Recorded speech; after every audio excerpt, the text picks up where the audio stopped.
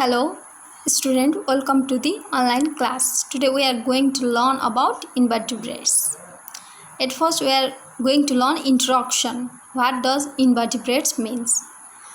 A variety of animals live in our surroundings. They differ from one another in shape, size, habitat, body structure, etc. हामीले हाम्रो सराउन्डिङमा थुप्रै किसिमको एनिमल्सहरूलाई देख्न सकिन्छ जुन एकअर्काबाट सेपमा साइजमा र बडी स्ट्रक्चर अनि तिनीहरूका हेबिटेटमा फरक छन् cow parrot earthworm rat dog cat rabbit butterfly grasshopper snail etcetera are some animals that live around us यो भर्खर भनेको एनिमल्सहरू चाहिँ हाम्रो वरिपरि बस्छन् among them earthworm, butterfly, grasshopper and snail do not have backbone र यिनीहरूमध्ये चाहिँ earthworm, butterfly, grasshopper र snail को चाहिँ backbone हुँदैन. These animals are called invertebrates र यिनीहरू एनिमल्सलाई के भनिन्छ भन्दा invertebrates भनिन्छ. Similarly, cow, parrot, rat, dog, cat and rabbit have backbone. त्यसै गरी काउ प्यारोट ऱ्याट डग र क्याट ऱ्याबिटको चाहिँ के हुँदो रहेछ भने ब्याकबोन हुँदो रहेछ. These animals are called vertebrates र यो एनिमल्सहरूलाई चाहिँ के भनिँदो रहेछ vertebrates. Animals which do not have a backbone or vertebral column are called invertebrates. त्यस्तो एनिमल जसको ब्याकबोन अथवा भर्टिब्रल कोलम हुँदैन नि तिनीहरूलाई नै के भनिन्छ इन्भर्टिब्रेट्स भनिन्छ. ब्याकबोन भनेको के हो हाम्रो यहाँ नेकदेखि वेस्टसम्मको बिचको भागमा के हुन्छ एउटा हार्ड सब्सटेन्स हुन्छ नि जुन त्यसलाई नै हामीले के भनिन्छ ब्याकबोन भनिन्छ. Salient features of invertebrates. ल अब इन्भर्टिब्रेट्सको फिचरहरू चाहिँ के हुँदो रहेछ. First backbone is absent in invertebrates. इन्भर्टिब्रेट्सको चाहिँ के हुँदैन ब्याकबोन हुँदैन. They may be unicellular or multicellular. तिनीहरू युनिसेलुलर नि हुन सक्यो मल्टिसेलुलर नि हुन सक्यो. अब युनिसेलुलर भनेको के हो त्यस्तो एनिमल्स जुन एउटा मात्रै सेलले बनेको हुन्छ त्यस्तो अर्गानिजम्स जुन एउटा मात्रै सेलले बनेको हुन्छ भने मल्टिसेलुलर भनेको त्यस्तो अर्गानिजम्स जुन दुई या दुईभन्दा बढी सेलले बनेको हुन्छ तिनीहरूलाई चाहिँ मल्टिसेलुलर भनिन्छ. अनि 3 मा के भनेको छ भने they have lace develop organs and system. तिनीहरूको चाहिँ भर्टिब्रेट्सको भन्दा चाहिँ कम नै डेभलप भएको अर्गन्स र सिस्टम हुन्छ. Their body may be covered with a hard protective covering. तिनीहरूको बडी चाहिँ के हुनसक्छ बाहिरबाट अलि हार्ड सब्सटेन्सको केही प्रोटेक्टिभ कभरिङ हुनसक्छ. जस्तै स्नेलको हुन्छ नि बाहिरबाट कभर हुन्छ नि हार्ड हो त्यस्तै.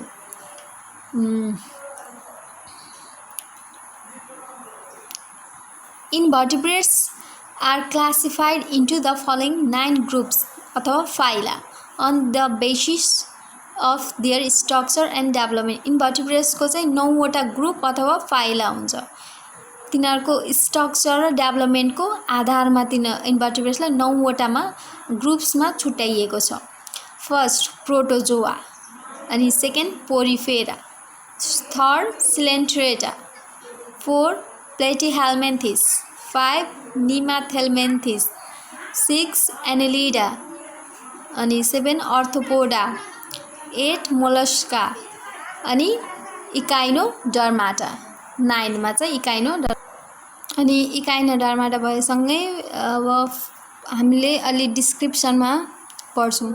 First protozoa. अब प्रोटोजोआ भनेको के कुन फाइलम हो त. The phylum protozoa includes unicellular and microscopic animals.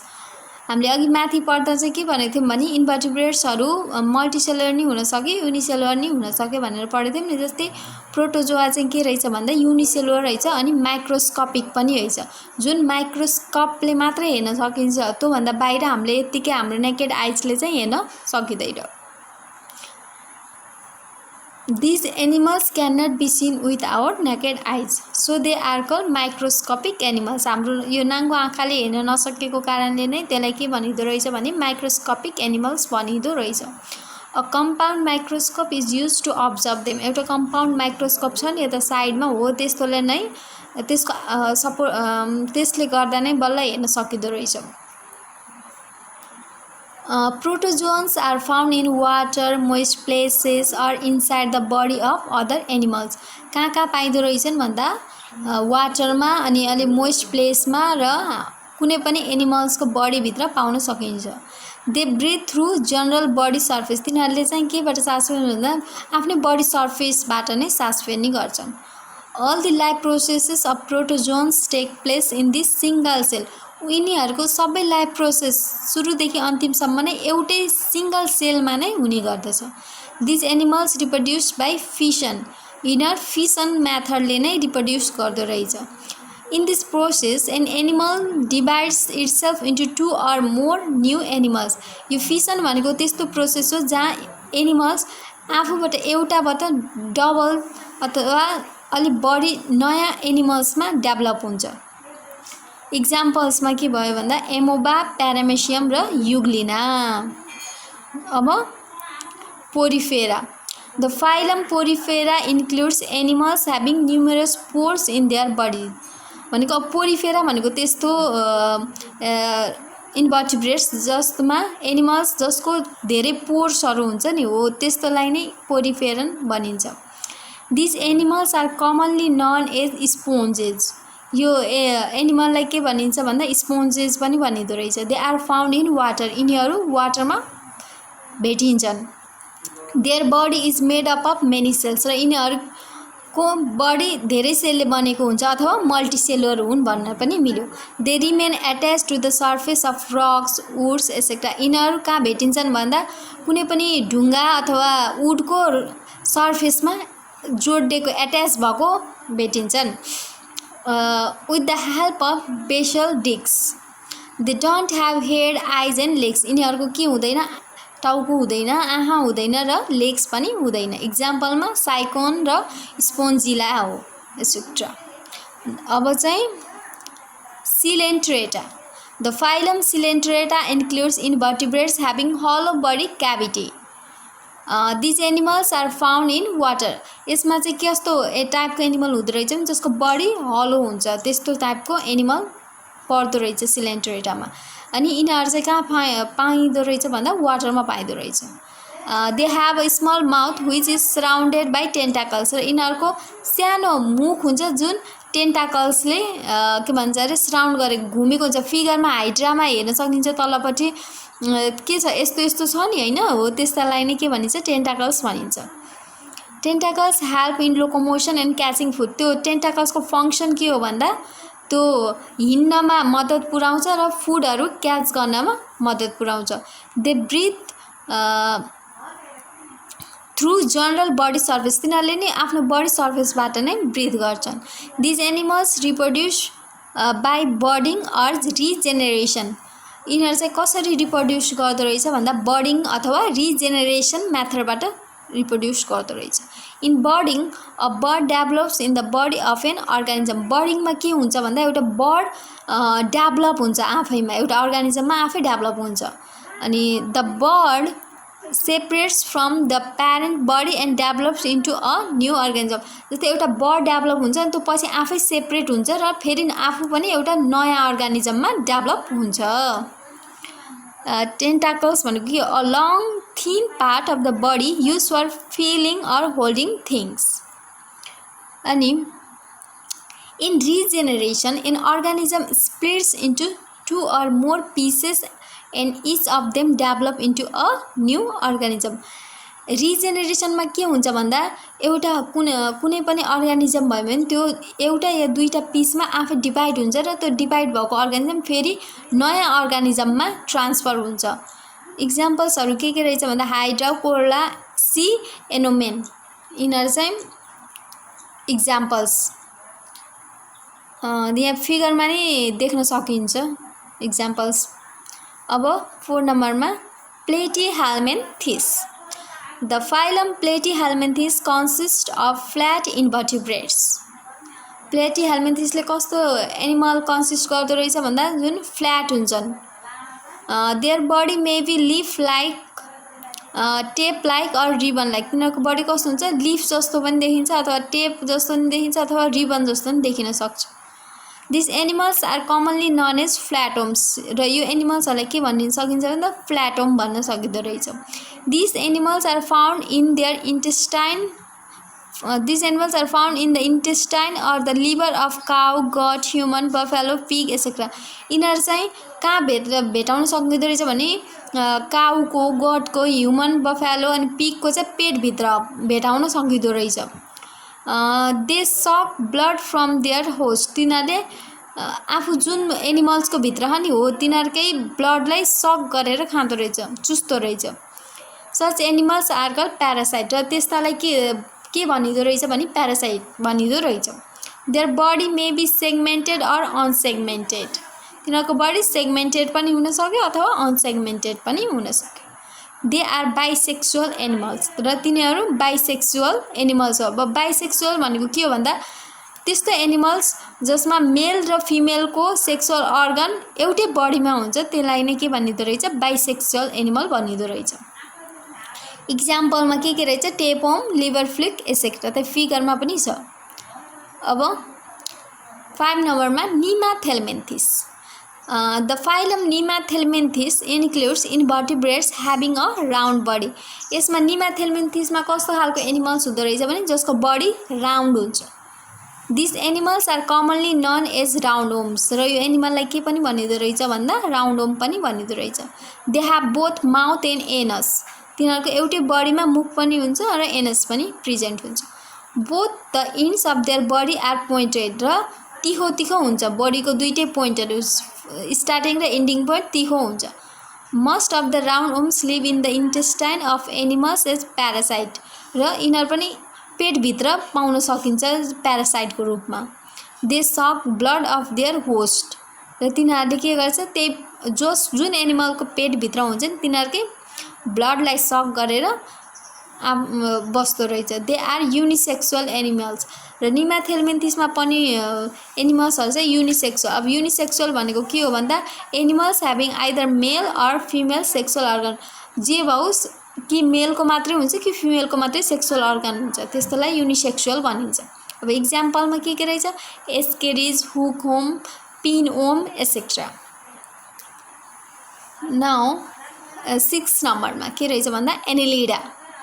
The phylum Annelida includes invertebrates having segmented rings. Their body is elongated, cylindrical and segmented. अब यसमा कस्तो पर्दो रहेछ भन्दा जसको बडी सेगमेन्टेड हुन्छ नि त्यस्तो एनिमल्सहरू यसमा पर्दो रहेछ, र इलोङ्गेटेड अलि तन्केको जस्तो, सिलिन्ड्रिकल गोलो जस्तो त्यस्तो animals. Their body is covered with soft and moist skin, र तिनीहरूको बडी एकदम सफ्ट हुन्छ। अब अर्थम त देख्यो होला नि, जसलाई छुँदा कस्तो हुन्छ, कति सफ्ट हुन्छ नि होइन, त्यस्तै। These animals are found in water and soil, यो एनिमल्सहरू वाटरमा पनि पाइँदो रहेछ र सोइलमा पनि पाइँदो रहेछ। Some animals are parasite and the other are free living. अब यसमा पनि चाहिँ कुनै प्यारासाइट हुँदो रहेछ भने कुनै यत्तिकै फ्रीली लिभिङ हुँदो रहेछ। Earthworm is found in soil, leech sucks the blood of vertebrates. भनेपछि अर्थम त हामीले यत्तिकै माटोमा देखिन्छ नि होइन, तर लिच चाहिँ के हुन्छ, बडीभित्र हुँदो रहेछ, इन्टेस्टाइनमा, भर्टिब्रेटको इन्टेस्टाइनमा हुँदो रहेछ, जसले ब्लडलाई सक गरेर खाँदो रहेछ। अब एउटा फ्री लिभिङ भयो अर्थम चाहिँ, अनि लिच चाहिँ के भयो, प्यारासाइट भयो। अब इक्जाम्पल्स पनि यही दुईवटा भयो। अब Arthropoda. The phylum Arthropoda includes invertebrates having jointed legs. अर्थोपोडामा चाहिँ के हुँदो रहेछ, त्यस्तो इन्भर्टेन्ट जसको जोइन्टेड लेग्स हुन्छ नि, दुईवटा यसरी जोइन्ट भएको लेग्सहरू हुन्छ नि, त्यस्तो पर्दो रहेछ। These animals are found in air, land and water. Their body can be divided into head, thorax and abdomen. र यिनीहरूको बडी 3टा भागमा डिभाइड भएको हुन्छ, हेड, थोरेक्स र abdomen. Their body is protected with a hard cover. र यिनीहरूको बडीलाई बाहिरबाट अलि एउटा हार्ड कभरले प्रोटेक्ट गरेको हुन्छ। These animals have wings and legs for movement. र यिनीहरूमा के हुन्छ, विङ्स र लेग्स हुन्छ, कुनैमा विङ्स हुन्छ भने कुनैमा लेग्स हुन्छ मुभमेन्टको लागि। इक्जाम्पलमा के छ भन्दा butterfly, grasshopper, ant, crab, honeybee, scorpion, spider, millipede, mosquito, centipede, etcetera. इक्जाम्पल्सहरू यहीँ देख्न सकिन्छ।